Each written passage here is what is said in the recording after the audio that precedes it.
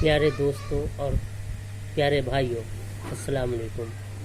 آج ہم حالات حاضرہ پہ بات کریں گے۔ ہر طرف دیکھا جا رہا ہے کہ مسلمانوں سے لوگوں میں بہت ہی زیادہ نفرت ہے، تو مسلمانوں سے نفرت کی وجہ کیا ہے؟ ہم آج اس کی وجہ تلاشیں گے کہ مسلمانوں سے نفرت کی وجہ کیا ہے۔ دوستوں، آج پورے دنیا میں مسلمانوں کے خلاف نفرت دیکھا جا رہا ہے۔ ایسا کیوں؟ تو اس کا جواب ہے ہمارے کام، ہمارے اعمال۔ ساتھ ہی دوستوں، یہ نفرت کوئی نئی بات نہیں ہے۔ اچھائی اور برائی میں ہمیشہ جھگڑا ہوا ہے۔ برائی طاقتور ہوتی ہے کیونکہ برائی کے ساتھ جھوٹ کی طاقت ہوتی ہے، کیونکہ جھوٹ ہی بولنے ہیں تو 100 جھوٹ بولا جا سکتا ہے، جو طاقت سچائی کے ساتھ نہیں ہوتی، کیونکہ سچائی 100 باتیں کہاں سے لا سکتی ہے۔ اس لیے برائی سچائی کو ختم کرنا چاہتی ہے، لیکن جیت آخر میں اچھائی کی ہی ہوتی ہے۔ آپ نے نہیں دیکھا کہ کافروں نے اسلام کو ختم کرنے کے لیے کیا نہیں کیا؟ آپ صلی اللہ علیہ وسلم نے جب لوگوں کو اللہ کی طرف بلانا شروع کیا تو پہلے تو انہیں بادشاہت کا یا کہ آپ بادشاہ بننا چاہتے ہیں، آپ صلی اللہ علیہ وسلم نے اسے کافروں نے مشورہ کر کے کہا کہ کیا اگر آپ صلی اللہ علیہ وسلم سب سے اچھے انسان ہیں، امین ہیں، صادق ہیں، آپ سچے ہیں، سب کا خیال رکھتے ہیں، سب کی امانت کو رکھتے ہیں، سنبھال کر رکھتے ہیں، اگر آپ کی خواہش ہے کہ بادشاہ بننے کی، اس لیے آپ ایسی باتیں کر رہے ہیں، تو آپ کو بادشاہ بنا دیں گے۔ اگر آپ چاہتے ہیں کہ آپ کسی خوبصورت لڑکی سے شادی ہو تو عرب کی خوبصورت سے خوبصورت لڑکی کو میں آپ کے پاس لا کر آپ کی شادی کرا دوں گا۔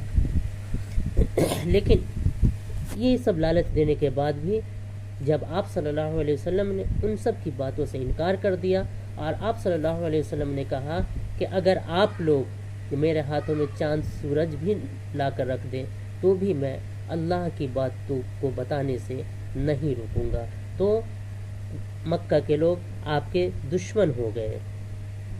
اور جب انہوں نے دیکھا کہ مسلمانوں کی تعداد میں روز بروز روزانہ دینک طور پہ روزانہ تعداد بڑھتی جا رہی ہے، سنکھیا میں بڑھوتری ہوتی جا رہی ہے، تو مکہ کے لوگ آپ کے جان کے دشمن ہو گئے، آپ کے اور آپ کے ساتھیوں کے جان کے دشمن ہو گئے، آپ کو ستانے لگے، آپ کو مارنے کے فیصلے ہونے لگے۔ لیکن وہاں تو آپ صلی اللہ علیہ وسلم اپنے ساتھیوں کے ساتھ مدینہ چلے گئے، لیکن وہاں بھی مکہ کے لوگ انہیں چین سے نہیں رہنے دیا۔ جہاں پاتے مکہ کے لوگ مسلمانوں کو شہید کر دیا کرتے، بار بار مسلمانوں کو ختم کرنے کے لیے مدینہ پر چڑھائی کرتے اور یہ کسی طرح سے اپنے آپ کو بچاتے۔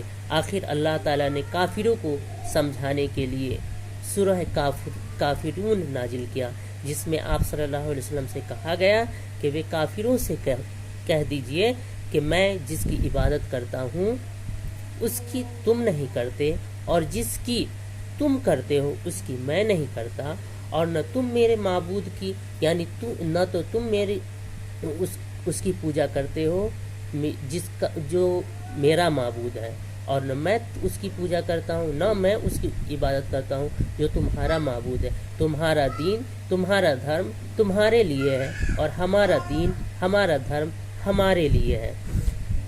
لیکن ان سب کے بعد بھی کافروں نے نہیں مانا اور ان سے لڑنے نہیں مانا، تو اللہ تعالیٰ کا حکم ہوا کہ کافروں سے لڑا جائے، یعنی جہاد کیا جائے، انہیں جہاں پایا جائے انہیں مارا جائے، ان سے لڑیے، ختم کیجیے۔ اور آخر میں جب مکہ کے لوگ 1000 لوگوں کا قافلہ ہر سر و سامان سے، ہر ہتھیاروں سے لیس ہو کر کے پھر سے مکہ پہ چڑھائی کی، اس وقت 313 مسلمانوں کی چھوٹی سی جماعت جو کہ پھٹے حال اور بھوکے تھے، تنگ حال تھے، لیکن آپ صلی اللہ علیہ وسلم کے جانشار، آپ صلی اللہ علیہ وسلم کی باتوں پہ اپنی جان نثار کرنے والے وہ صحابہ نے کافروں سے لڑائی کی اور جانتے ہیں کہ اس لڑائی میں کیا ہوا؟ اس لڑائی میں مسلمانوں کی جیت ہوئی. 1000 کافروں کی فوج، جس میں انہیں ہر طریقہ کا ہتھیار تھا، جبکہ صحابہ 313 صحابہ جن کے پاس ٹوٹی پھوٹی تلواریں تھیں، خالی پیٹ تھے، بھوکے تھے، کیونکہ وہ اپنے شہر سے چھپ کر کے بھاگ آئے تھے، ان کے پاس کسی طرح کا سر و سامان نہیں تھا، لیکن پھر بھی جیت اللہ نے مسلمانوں کو دی. اس طرح برائی کی ہار ہوئی اور اچھائی کے مقابلے میں، اور ایسی بہت سی جنگ ہوئی، اور اللہ کے رسول کی باتوں کو نظر انداز، جیسا کہ جنگ احد میں مسلمانوں نے کیا، تو اس میں مسلمانوں کو اس کا خمیازہ بھی بھگتنا پڑا، مسلمانوں کو بہت نقصان ہوا.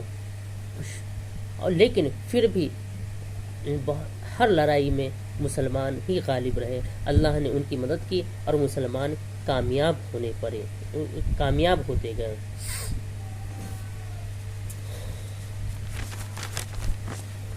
تو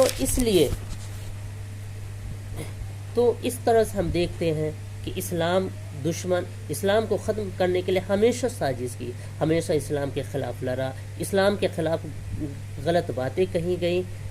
یہ کہتے ہیں مسلمان زیادہ، اور آج ایک فکرہ یہ ہو گیا، مسلمانوں کی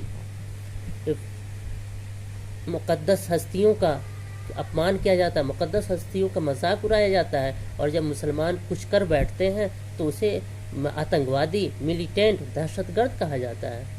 کیا اگر دوسرے دھرموں کے مقدس ہستیوں کے ساتھ ایسا کیا جائے تو کیا وہ چپ چاپ رہیں گے؟ کیا وہ انہیں سر آنکھوں پر بیٹھائیں گے؟ کیا ہم لوگ فدا حسین کا حسب نہیں دیکھا کہ انہوں نے جب دیویوں کی فوٹو بنائی تو پھر ان کے ساتھ کیا ہوا؟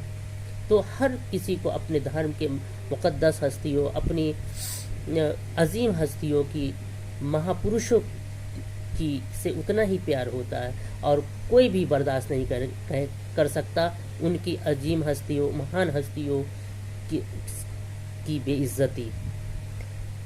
تو پھر مسلمان کیسے کر سکتے ہیں؟ یہ سوچنا پڑے گا دنیا کو. اور اس طرح کی نفرت، دلوں میں جلن اسلام کے خلاف، مسلمانوں کے خلاف رکھ کر کے اگر چاہیں گے کہ شانتی ہو جائے تو یہ شاید ممکن نہیں ہے. اور یہاں یہ چیز بھی کہتے ہیں یہ لوگ کہ مسلمان زیادہ بچے پیدا کرتے ہیں، زیادہ بچے پیدا کر کے ملک پر قبضہ کرنا چاہتے ہیں.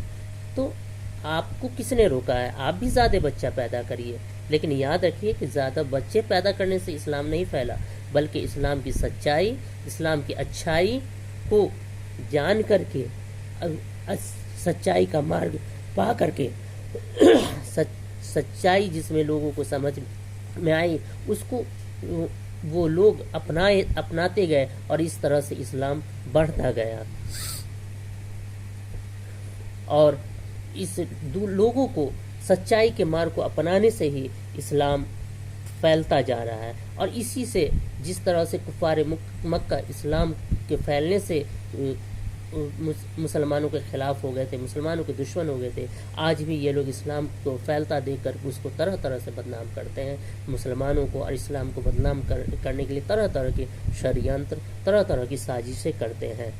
لیکن ان سب حالات سے مسلمانوں کو گھبرانے کی ضرورت نہیں ہے، کیونکہ آپ صلی اللہ علیہ وسلم کی پیشن گوئی ہے کہ ایک وقت ایسا آئے گا کہ مسلمان مکہ اور مدینہ تک ہی سمٹ کر رہ جائیں گے.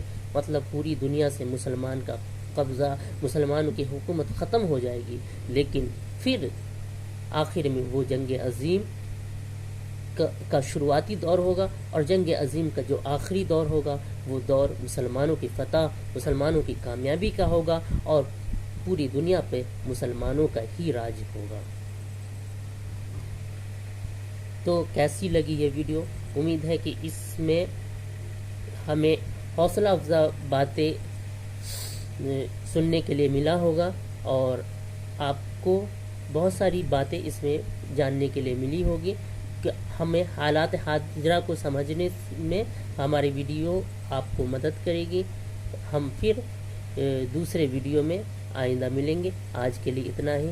خدا حافظ.